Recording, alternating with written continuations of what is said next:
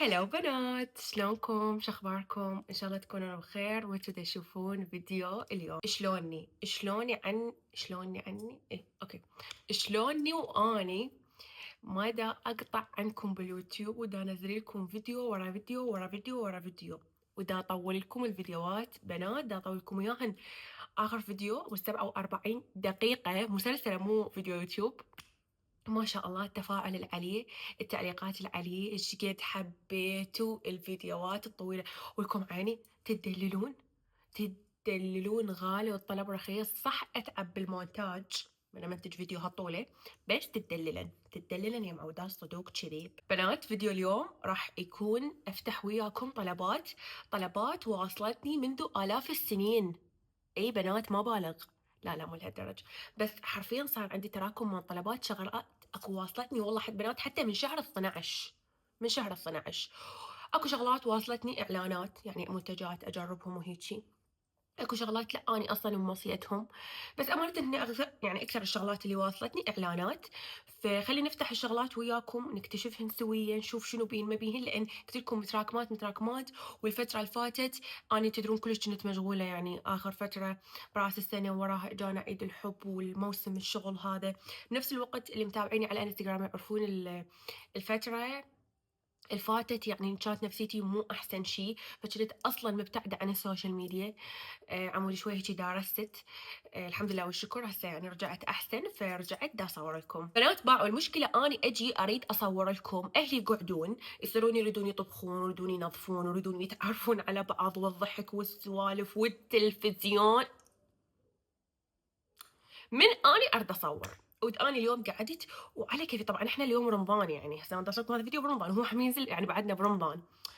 فقعدت برمضان يعني نقعد متاخر، فقعدت على كيفي اتخنس، حركتي هادئه، كنت حتى ما حد لا يقعد. رحت توضيت صليت، سمعت امي قاعده، بس قلت اوكي يعني اذا امي قاعده امي ما تطلع صوت الا اذا خابرت خالاتي. اذا خابرت خالاتي بنات بعد مستحيل اقدر اصور لي مقطع. فلا الوضع تحت السيطره، ما خابرت خالاتي، قلت اوكي تعالي هسه بلشن خواتي دا يقعدن، والصوت والطقطقه واختي دا تغسل مواعين بس حصلكم هذا الفيديو، حصلكم هذا الفيديو حبايب قلبي. حتقولوا لي ايش قد تلغي بنات، انا احكي هواي عن شو اسوي وشنو يعني تريدين نسوي فيديو قصير وما احكي. انا حبايب قلبي خلي اراويكم الكولكشن الرمضاني بنات.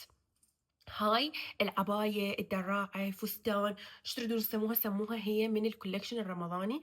تقدرون تحجزوها من البيج مالتي سكر لو شكر. راح اخلي لكم رابط البيج مالتي اول يعني اثبتها اول شي بالتعليقات، على مود بس تضغطون على الرابط يحولكم على البيج. هناك تقدرون تشوفون الموديل، هسه انا هم حراويكم اياه هنا. وتقدرون هم تطلبون بنات الحجز فقط عن طريق الانستغرام، ما عندنا لا رقم واتساب، ما عندنا اي شيء للحجز مال العبي. المحلات مالاتي مال ورد لا عندنا واتساب، تقدرون تحجزون عن طريق واتساب. عندنا حساب الانستغرام تقدرون تخابرونه وتحجزون ورد او بوكيهات ورد.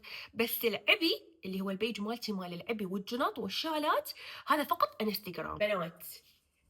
الكواليتي تسطل، تبكي، اي بنات تبكي. هاي تطلعون بيها بنات، يعني هاي من تاخذوها مش تتوقعون انه اوه حلبسها بالبيت شي، لا هاي تطلعين بيها.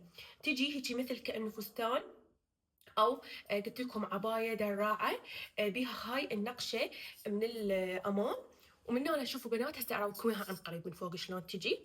الردل مالتها هم يجي بيها هيك تطعيم بسيط، وقلت لكم هي هيك كلش حلوه. تخبل مستوره عمليه. القماش مالتها تكربون بيه، هذا رمضان اليوم رمضان اللي يجي برقبتي بنات، يعني مو خلاص تشتريها وتلبسيها كم لبسه وهاي، لا تلبسيها. وبنات الحلو بيها تلبس باكثر من طريقه. خلي اراويكم شوفوا بنات هسه. هاي انه انتم الطريقه الاولى انه تلبسوها هيجي، طبعا اكو طبله ما اقدر كلش ابتعد. الطريقه الثانيه يجي ويا هذا الحزام مالتها بنات، وبكل بساطه تحددون انتم وين بالضبط يعجبكم تحطون الحزام. مثلا هنا شدوه بالطريقه تعجبكم، مثلا عجبك شديتي لي ورا، عجبك لا والله خلي اشده لي قدام واسوي بيه فد فيونكه او اسوي بيه فد فيلكه. انتي بالطريقه اللي تعجبك. شوفوا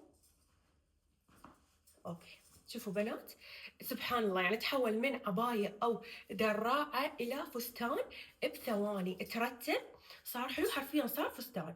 أكو بنات حبوا إنه يلبسونه، يعني من نشرت لكم إياه، بنات قالوا أوه سكر أحلى كفستان كلش حلو مرتب هيجي. أكو بنات قالوا لا حبيناه بدون الحزام، فهو الحزام يجيكم وأنتم بكيفك بعد تحبين تلبسينه أو تحبين ما تلبسينه. يا بنات راح اراويكم الموديل الثاني.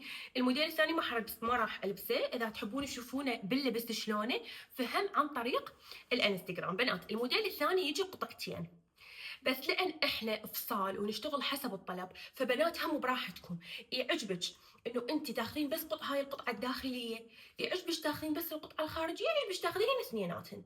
بس احنا كموديل كفصال لما نزلنا انه يجي قطعتين.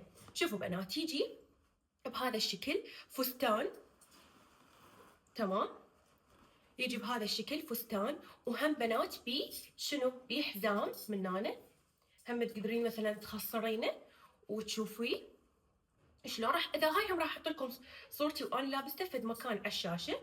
شوفوا هم بنات والله القماش اتمناكن يمي وتشوفوا القماش والكواليتي مال القماش رهيب رهيب. بنات انا ما دافع لك انه مثلا دشداشه او قطعه بيت، لا بنات هاي قطعه كشوخيه، بعزايمكم مال رمضان تطلعين بيها، تريدون تطلعون ورا الفطور تطلعين بيها، قطعه كشوخيه.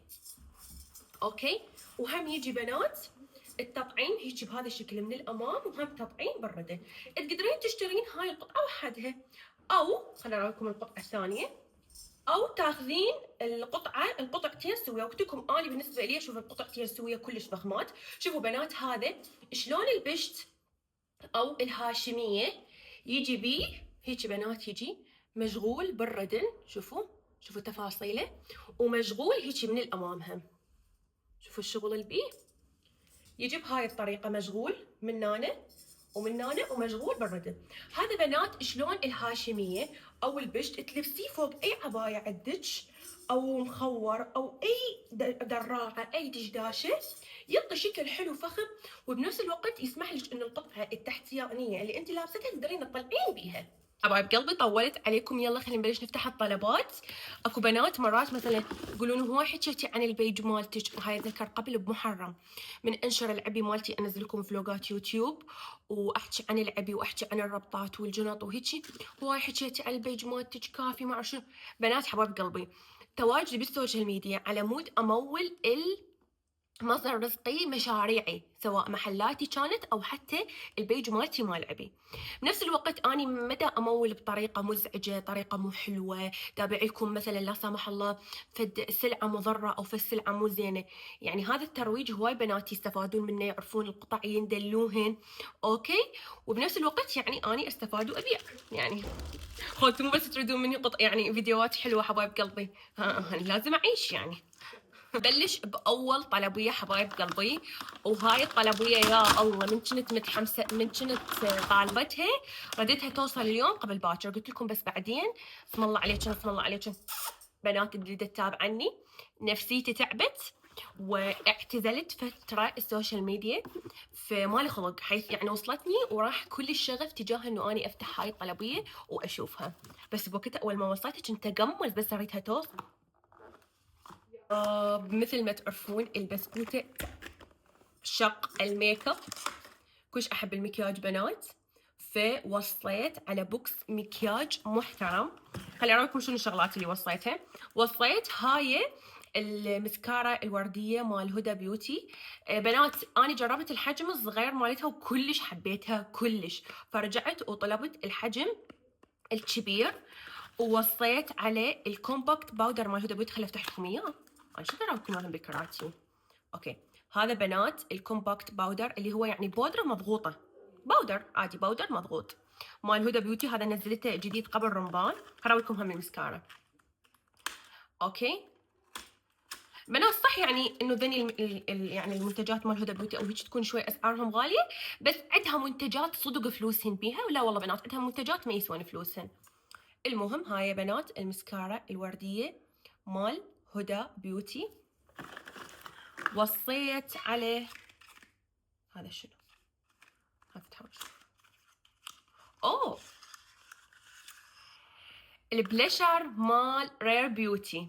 حبايب قلبي، هذا البلشر يعني صديقاتي كومة مدحولي اياه، بنات على الانستغرام اتابعهم احبهم اثق يعني بتجاربهم وهيجي كومة مدحوه. يقول لك انه هو هذا من احلى البلشرات الموجود، الالوان مالته حلوه، التغطيه مالته كلش حلوه، وبنفس الوقت يكون ثابت ثابت ثابت. طبعا هو بنات بلشر كريمي، اوكي. فقلت ليش لا خلي اجربه ونشوف، لان انا جربت مال هدى بيوتي حلو يعني وكلش عجبني ودا استخدمه، واذا خلص هم ممكن ارجع اشتري مره ثانيه، بس مو احسن شيء بالحياه، عرفتوا؟ هذا شنو؟ أوه.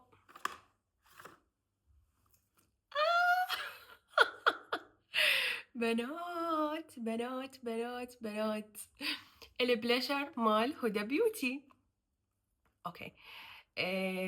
طبعا يعني ما اعرف، بس كان بالتصوير مبين هواي اكبر من اشوف يمولوا له وينشروه، يعني تخيلته حيجيني هيك هالكبره، يعني حجمه هواي اصغر بالحقيقه. شوفوا بنات، اختاريت هاي التدرجات لان احس هاي التدرجات كلش ترهملي. حلو، حلو نعم حبايب قلبي حلو. بعد اوكي، وهاي هيجي المال، هاي منو؟ بيوتي بلندر، اوكي بس مال منو هاي هيك؟ ما اتوقع حاطه لي اياها كجفت يعني. وهذا الفونديشن مال ديور، بنات كل ما اطلب منهم لو شي يحطوا لي شغلات حلوه. شوفوا هذا الفونديشن مال ديور حاطين منه هيك تيسترات، حاطه لي اياهن كهديه. شوفوا هذا شنو، هاي مثلا اجرب اني، طبعا اكيد انا مثلا مثلا ممكن هاي الدرجه تناسبني، هاي الدرجه يعني هاي مثلا حسب اني بعد لون كل بنوته ولون بشرتها، فاجرب الدرجه اللي تناسبني. هم حاطين كل الدرجات، فانا اختار الدرجه اللي تناسبني اجربها، في حال عجبني المنتج ارجع اطلب العلبه الكبيره، اوكي. فهاي كانت حبايب قلبي اول طلبيه، والان مع الطلبيه الثانيه. نفتح الطلبيه الثانيه بنات، اوكي. هم اجربهم دول اللي اقدر احكي لكم عنهم. انا بنات يعني هذا الشيء كنت حاطته هدف من 2025 ومو كلش حققته، فرجعت ب 2000 من سويت البورد مال 2025. هو هذاك بنات وراي ذاك سنة اوكي باب مفتوح، ذاك لوحة اهدافي مال 2026. رجعت خليت هذا الهدف، انه اني اعتني بشعري بنات، اريد اني بنات شعري كان يخبل ما شاء الله ما شاء الله ما شاء الله تبارك الله لا اله الا الله. يعني اني وصغيره كانوا يحلفوني بشعري وشعري وما اعرف شنو هاي، وشعري ثخين وشعري طويل وبي شقار ما شاء الله.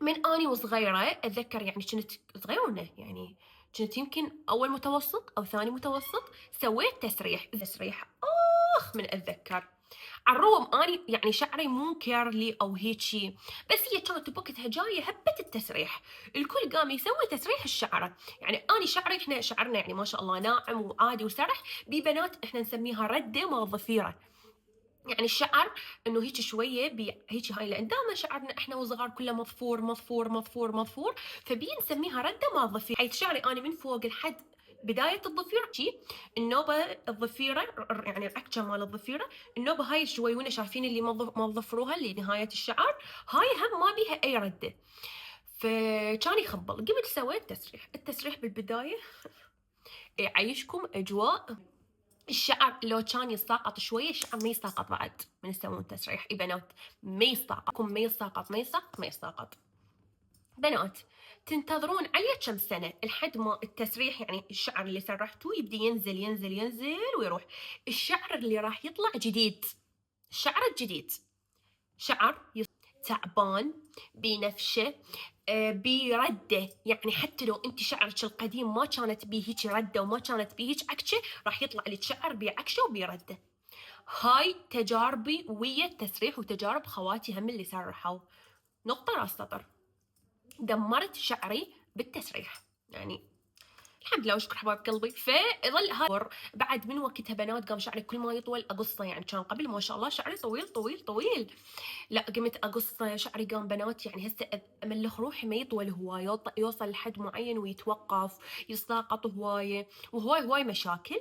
فاحاول انه انا دائما اختار له احسن المنتجات من سيرومات شامبوات وحتى زيوت. زين نفتح هاي الطلع، تمام. سنومه يعني راح اقوم انتفج. ما اعرف، خلينا نفتحهم ونشوفهم. وهذول اتوقع ذولا مال العطور. سبق وان جربت دزولي هذا الباكج بنات، شايفينه اللي اجى هيك يجي باكج كامل مال عطور، وياه هيك هم عطور مني وهيجي دزولي قبل فتره. هذا بنات العطر، اوكي عطر قصه.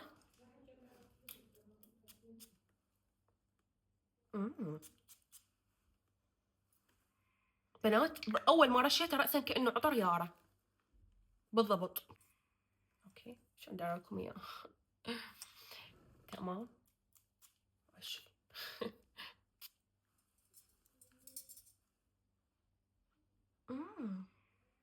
الله الله الله بنات كلش طيب. زي ما بقى لي مكان وين اجرب، اجرب على الكرتون.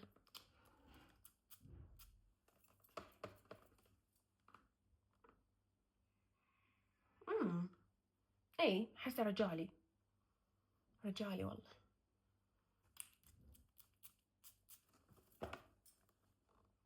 بل خل ارش بالله من علي اني واجرب. يجنن بنات يجنن. بعد بقى مثلا اجرب الثباتيه مالتهم، كون استخدمهم كم مره. هذا بوكس نفتحه يعني شو اكيد يعني نفتحه شو نسوي بعد. نشوف شنو بيه. الكثير من الميك اب بنات. طبعا هاي ماركه مال مكياج جديده. اوكي بس اخاف اقلبه كلش وينهار. انه بدي اجرب منتجاتهم واسوي لهم اعلان اذا كانت منتجاتهم تستاهل. كل شيء عندهم، هم مو بس مكياج، عندهم مكياج وعندهم عنايه سكين كير، وعندهم حتى عنايه بالشعر. فهذني السيرومات، هذا كريم، هذا هم سيروم على شوفوا بنات هواي اشياء حلوه. شوفوا هذا شنو، هذا فاونديشن،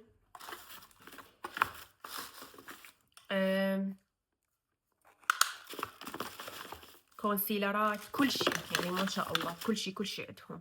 حمر عاونة وياهم من قبل اللي هم شنو بنات، شركة مال عبي مال راس قلبي. بهيجي اكون خلصت فقرة المشتريات او البوكسات. وقلت ليش طالع وخر لك. ايه هسه بنات اريد احكي وياكم بموضوع شوي حساس. نعم حبايب قلبي بنات، الموضوع وهو شوفوا بنات، احاول منه وجايب كل فيديو الي بكل شيء انشره يكون بيه فد رساله فد شغله الله يكتب لي عليه حسنات. فاليوم اريد احكي وياكم بموضوع الصلاه. دا اشوفك وانت تريدين تعبرين الفيديو، قعدي لا اجي العب بيك لعب، قعدي وسكتي. هسه انا اعلمك. صار ساعه باوعين سكر هي وتفتح طلبات. لما وصلت لهيجي موضوع صرت تريدين تطلعين من الفيديو، قعدي وسكتي قعدي. البنات اللي يتابعوني اكو هواي فئه من عندهم اعمارهم اموره بسكوته، يعني يتابعوني بنات من عمر ال 13 سنه ل 18 سنه. عندي فئه هواي يتابعوني هيك عمر. بنفس الوقت عندي بنات امورات هم يتابعوني. لان احس انا كبرت سوي، يعني انا من زمان بالسوشيال ميديا، من قبل لا ادخل للجامعه انا بالسوشيال ميديا. فبعد البنات هم كبروا وياي. المهم حبايب قلبي، لذلك شوفوا، اعرف اكو هواي بنات يتابعوني هم ما ملتزمين بصلاتهم. اكو هواي بنات يتابعوني يقطعون بصلاتهم، يوم يصلون وعشرة ما يصلون. شوفوا اني اريدكم بس ما اريد اقعد احكي وياكم نفس القوانين ونفس الحكي اللي تسمعوه من اهاليتكم. اريد بس اقول لك شغله واحده. انتي اني متاكده مو 100 مليار بالمية انه انتي اللي تشوفين المقطع وقاطعه الصلاه، انتي من داخلك تحسين اكو فد شي نقص، تحسين نفسك مو كلش مرتاحه. او اذا انت مثلا صار لك هاجر الصلاه هوايه، يمكن نسيتي بعد انت فد شيء اصلا اسمه صلاه. بس ينجاب طار الصلاه، او احد يقول خل اروح اتوضا، او احد يقول لك خل اصلي، تحسين بداخلك هيك كانه بغصه، كانه انت مسويه جريمه، خايفه، تخافين احد يقول لك ها قومي صلي، ها ما اعرف شنو. صح؟ مليار بالمية صح الشيء دا احكيه هسه. زين انتي تحسين بهذا النقص او تحسين اكو فد شيء بحياتك ما كامل، ليش؟ لان انتي قاطعه صلاتك. زين انتي ليش ما تحلين هذا الموضوع من الاساس؟ تخلصين من الضيق اللي بداخلك ومن النقص اللي تحسيه بداخلك لان انتي قاطعه صلاتك وتصلين. ما ابالغ حرفيا، يعني انتي بالصلاة مثلا تقعدين تريدين تصلين صلاة الظهر، بصلاة الظهر بالصلوات مالتها والتسبيحات مالتها، الصلاة تاخذ من عندك 7 8 دقائق. هاي إذا سبحتي وسويتي صلوات وأشياء وهيك، كلش 10 دقائق. فإذا أنت تقعدين من تقعدين النوم يلا يلا بسرعة تقاومين الشيطان اللي بداخلك، اللي بكل مرة يقول لك يلا وبعدين وهسه وخلي أشوف بس هالمقطع وهسه أقوم، تقومين ركض خلال 5 دقائق تصلين بسرعة، وانه انت وراها حتحسين براحه، انه تحسين نفسك انه انت مسويه اللي عليك، خلص انت مسويه اللي عليك، ما عندك شيء بداخلك. انت النقص اللي تحسيه بداخلك والخوف اللي تحسيها بداخلك لان انت تاركه الصلاه خلاص راحت، وانتهى الموضوع بكل سهوله. لان ما حد، مستحيل بنات، مستحيل يجي احد يقول لي انا ما اصلي لان ما لحق، انا ما اصلي لان مشغول، مستحيل. يعني هذا الشيء استحاله استحاله انه احد يقول والله انا تارك الصلاه او ما اصلي لان مشغول او لان ما لحق. مستحيل. قلت لكم الصلاه ما تاخذ شيء من وقتكم، ما تاخذ. بنفس الوقت تحسين نفسك حلوه اموره قاعده، ما عندك شيء، ماكو هم بقلبك، ماكو غصه بقلبك انه انت لين تاركه صلاتك، وهاي خلص انحل الموضوع. شفتي بكل سهوله. فانا اريد البنات البسكوتات اللي يشوفون هذا الفيديو تاركين صلاتهم، واعتبار احنا هسه بشهر فضيل، يبلشون من هسه يصلون ومو يرجعون يتركون الصلاه ورا رمضان. اي، لان اني اعرف اكو هم هواي بنات ما شاء الله، بنات حتى يعني حتى كبار ونسوان وهيجي، تصلي مثلا بس برمضان ورا رمضان ترجع تترك الصلاه. مرات بنات والله العظيم من اشوف مثلا مره كبيره مثلا عمرها بالعشرينات او حتى يمكن نهايه العشرينات او بدايه الثلاثينات، وفاتحه بيت ما شاء الله وعندها عائله وعندها جهال، وهي ما تصلي. يا الله بداخلي انقهر، بس ما انقهر عليها بقد ما انقهر على الجهال. اقول يعني ذول الجهال اوكي اجوا للدنيا غالبا تكون هي علمتهم على الصلاه، علمتهم، او اذا مو هي علمتهم مثلا بالمدرسه علموهم على الصلاه، او ببيتها مثلا للطفله بنتها علمتها على الصلاه، بس الطفله مستحيل راح تلتزم بالصلاه لان امها ما تصلي. فانت تخيلي من ورا كم سنه انت راح تاخذين هذا الموضوع عاده اللي هو هجر الصلاه وما تصلين، من الله يوفقك وتتزوجين ويصير عندك جهالك حيصيرون مثلك هم ما يصلون، وهم جهال صغار، هم يشوفون اهلهم شنو يسوون نفسهم. فمن انت ما تصلين هم راح يقومون ما يصلون، مو بس ذنبك، حتحملين حتى ذنب ذول الجهال، لان هم مو كبار وراشدين وعمرهم 20 سنه وهسه هم قرروا يتركون الصلاه، بعد انت شلك علاقه؟ انت اللي عليك علمتيهم وراويتيهم وشافوا، بس لا هم من الصغر ما اخذوا الموضوع عادي، لان بكل بساطه يشوفون امهم ما تصلي. وبنات تعرفون انا عندي فوبيا بحياتي، انه يعني لا سمح الله للمستقبل اتزوج شخص يكون ما يصلي، لان بكل بساطه يعني اقول انه يعني يمكن هو من يعني هو حي يشوف شخص هاجر صلاته، مو انه انا ما اجيكم من باب انه الاشخاص اللي يصلون زينين والاشخاص اللي ما يصلون مو زينين، لا، بس بكل بساطه من هو هاجر صلاته وباشر عقبه اني صار عندي ولد منه، فما راح يظل يسالني ابوي ليش ما يصلي، زين انا شلون اقنع الطفل انه بالصلاه ومواعيد الصلاه وكل ومراحل الصلاه، وانه يلا ولازم تصلي وهذا الشيء واجب عليك، واعود على هذا الشيء وهو ابوه قدامه ما يصلي. فانا دائما اقول اني لما يعني اشرط انه اني ما اتزوج او ما اخذ رجال تارك صلاته، مو لان انه اللي يصلون زينين واذا ما يصلي معناها هذا انسان مو زين، لا نهائيا ما له علاقه، بس ما يخالف. يعني قلت لكم الصلاه بركه بالبيت، الصلاه انه انت تتزوجين شخص يصلي وتاخذين هذا الشيء سنه، وباكر عقبه جهالك هم هذا الشيء يصير بحياتهم سنه وروتين، ولا انه تاخذين شخص ما يصلي وهيجي. بنات الصلاة هواي تعودكم على شغلات، تعودكم على الانضباط، خاصة ليش دائما رب العالمين حط لنا الصلاة بمواعيدها الخمسة، انه فلان موعد خلص لازم تجي تصلي ولازم على الوقت، واذا عبر الوقت مال الصلاة يروح الفضل مالتها وهيك وهاي. ليش؟ بالشكل الاهم، الشكل الكبير انه تعلمنا على الانضباط، تعلمنا انه انت يعني انا اليوم انا لما بدي اصلي رب العالمين، رب العالمين ما محتاج صلاتي، بس تعلمنا انه انا باعتبار رب العالمين مطيني هاي الحياه ومطيني هاي النعم كلها، انه لازم وغصبا ما عليه اني اشكره، لان هو مطيني هاي النعم، على الرغم انه هو ما محتاج الشكر او انه اني اروح واعبده واشكره، وهو ما محتاج هذا الشيء مني، بس شيء يعني لابد منه، ما دام انه الله مطيني كل هاي النعم اللي بحياتي، اني لازم اشكر رب العالمين واتقرب اليه وقت بالصلاه. حبايب قلبي اريدكم تكتبوا لي منو راح يبلش ويانا. اي شخص هاجر صلاته يبدي يصلي، وبنات ما اريد ترجع نصا لان خلال كم يوم وهم ترجع تركنها، او والله ها خلال رمضان ورا رمضان يلا اتركها، لا قلت لك سنه 5 دقائق الظهر، 5 دقائق بالليل، وها هي شوي شوي. النوبة ابدي ضبطي مواعيد الصلاة، النوبة ابدي مثلا ضبطي أكثر إنه أطول شوية بصلاتي، شوية تسبيح، شوية في الصفحة من القرآن، شوية شوية جزئي المواضيع على روحك. بس باعوا بصورة عامة من تصلوها بوقتها وايد ترتاحون، بدل ما تظلين شايلة هم صار العصر وانت بعدك ما مصلية لسه الظهر. اوكي وش وقت اصلي الظهر وصلاة الظهر ما صليتها وراح تجي صلاة المغرب وانا ما مصلية الظهر. فالافضل انه تصلين اول ما تبلشين تريدين تصلين او ترجعين للصلاة صلي وقتها بوقتها. اوكي وبس حبايب قلبي انتم كتبوا لي شنو رايكم بالموضوع، اذا بيكم بنات كانوا تاركين الصلاه شلون رجعوا للصلاه، او رجعوا لو بعدهم شلون تكونون مضبوطين بصلاتكم. خلونا نستفاد، حقرا تعليقاتكم ان شاء الله كلها. وبس بنات خلوا لايك للفيديو واشتركوا بالقناه، احبكم كلش هوايه، يلا باي باي.